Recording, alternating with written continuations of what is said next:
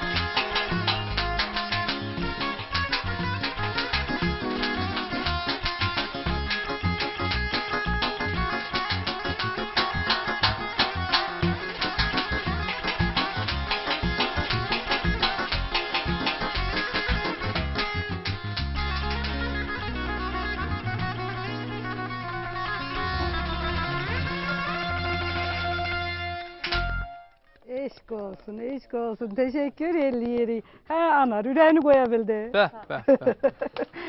Çox Maşallah. sağ ol. Kirət Bəli. müəllim, Pərvizin gələcəyindən nəsə gözləmək olurmu? Çox gözəl, çox gözəl. Qəbul elədik Göygöl ansamblı. Belə məmnuniyyətlə hərdən tədbirlərə də çağıracağam. Mən belə bax, belə sənətkarlar, bu başqa məsələ. Sazı da belə çalar. Özlərlə bu yaşda. Hələ bunun gələcəyi biz öz aramızdır.